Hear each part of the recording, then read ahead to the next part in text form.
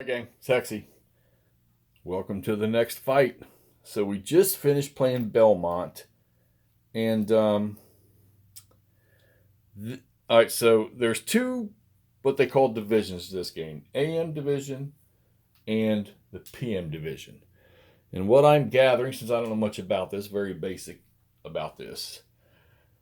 Grant comes on the field, drives up, takes the camps. Pillow sends forces in to kick Grant out. I think the Confederates claimed a victory, but from what I understand, it was really a Union victory, I guess. Not really sure, don't know much about it. So this game was set up so the AM division, the victory conditions were to take one of those camp hexes up yonder. And when you looked at the initial forces, you would have thought, oh, okay, that's going to be a breeze. I never got past the freaking ridge line right here. Well, I mean, I did, but then the forces came on and drove them out. So this thing, I played through the 10 game turns, which is really only about 9 and 2/3 of a game turn because you start on the first USA action segment. Never got close to doing that. Never broke the Confederates' morale. And it says in here, under the rules, it says if the U.S. player. No, wait a minute, hold on. If the U.S. player does not cause the collapse of the Confederates' morale by the end of turn 10, the game ends immediately with a CSA victory and there is no second division. So we have fought Belmont, and I set it up the other day. Then I had to rearrange my room, so I took it down. Then I had to set it back up again. And I started playing it today when I got home from work. I even took a nap and got some dinner in between. Then I came back here and played a little while ago to finish it up. Um, and it's done. A 1 day game. I think that's a first for me that I played it till completion of its victory conditions. Kind of move the informational markers off to the side of the units so you see the units. I mean, a lot of Grant stuff is sitting over here dead. Or not Grant, but McClernand. McClernand is also dead. Confederates lost a little bit. A zero-strength cavalry unit and a couple of infantry units from the 22nd Tennessee. From Pillow. Oh, I'm sorry. Polk is the overall commander. Pillow is just a brigade commander here. But yeah, I mean, they just stomped them right there on that ridge. They just never, other than they tried, Daughtery tried to make a sort of a flanking movement that started, it paid off initially. That's what caused these casualties over here. But then the rest of Pillow's boys showed up and those 3 regiments there, and they just put a stop to that. And the Confederates for the 2nd Division have more reinforcements to come on. The Union doesn't have anything. So, yeah, so Battle of Belmont ends right there on the ridge. Okay, so the -3 is a disruption or disorganized marker. That means they get 3 fire line shifts. Now, this is not column shifts. Well, I guess it's kind of column shifts, so to speak. Your fire line is a combat chart that you use their strength, whatever you determine their strength to be, and it gives you a line. And instead of a column shift, you would move 3 lines back down the chart where you'd be less effective. The little starburst arrows here, that's routed units. That's what's left of McClernand. He's routed. Grant's sitting there by himself, okay? Daughtery's 7th Iowa, separated from the rest of his other regiment, which is, well, other parts of his regiments. 7th Iowa and 7th something or whatever they are. But they're separated, and they're disrupted. So Confederates have a couple disrupted units there. Tappan and a couple of one of Pillow's regiments. But the rest of Pillow stuff came in, and they're just fine. They got 2... Artillery didn't do a whole lot in this game because I really couldn't get the Union artillery into a good enough position to apply any real good firepower. Confederates did a little bit of damage, sitting up on that ridge right there. Kind of hard to determine the elevation on this. The ridge running through the middle reminds me of Old Terrible Sword, except for the ridge is on both sides of that line. So I guess if you're sitting in that hex on either side of it, you're sitting on top of the ridge. Unique turn chart or sequence of play.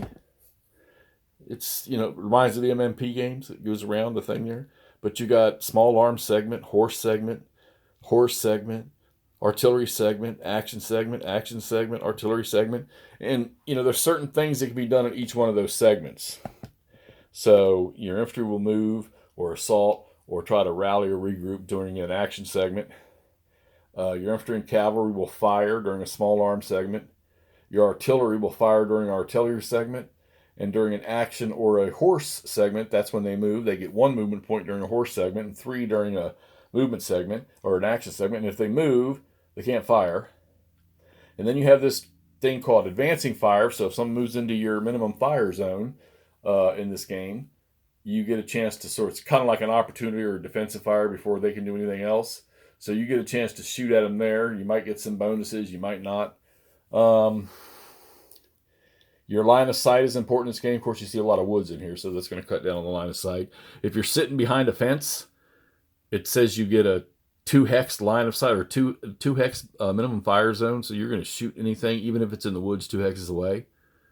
Elevation, same way. If you're up on high ground and you're looking down to lower ground, you're going to get that 2 every time. Artillery, of course, has longer range.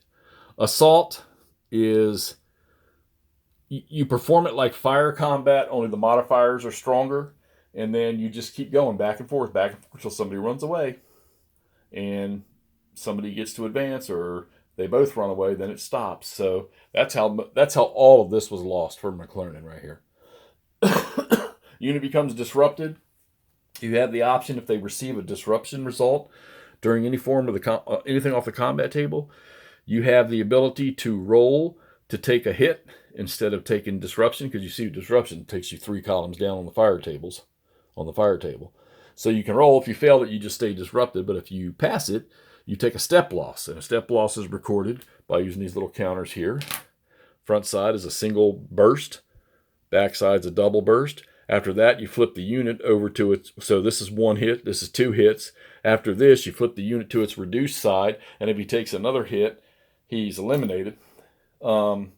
If you suffer a disruption when you're already disrupted, you take a hit instead. So during an assault, that can be gone away pretty quickly. If you're on your reduced side and you take a disruption, you're gonna rout and run away. Thus, what's happened here. Okay, I don't think I have. This is the second time I've played this system. I don't have it all down yet. It's not a system that I'm going to put back in the box and never touch again, because it is intriguing to me the way it works. So I will, somewhere along the line here, I'll play another one of these games. It's got 4 really, really strange battles in the first box that I probably don't have in anything else. And then their second box is the Wilderness campaign. So, unless something else comes out before then, you might see that one here for the Wilderness. See what else about this thing. Gunboats never really did anything up here. That's about it. Leaders aren't, they have a command radius. Got to be in command radius at the start of an action segment to do anything. They do add to fire combat. They add a line shift up or down or up. Morale, you can rally units. If a leader's with them, you don't have to roll any dice to rally or to recover from disruption or rout. The leader takes care of that automatically. And other than that, that's it. Pretty simple system. It actually plays kind of fast. So a lot of the little segments you go through, you won't do anything. So you just skip right to it. I think I started and I think it was like 7 minutes later, I was already done with the first game turn. All right, so there you have it, Belmont. We didn't get past the AM division. I guess it's just a total Confederate victory in this one. Seems like I'm 3-1 in favor of the Confederates with the first 4 games I played. Let's see if we can't turn that around in the next one.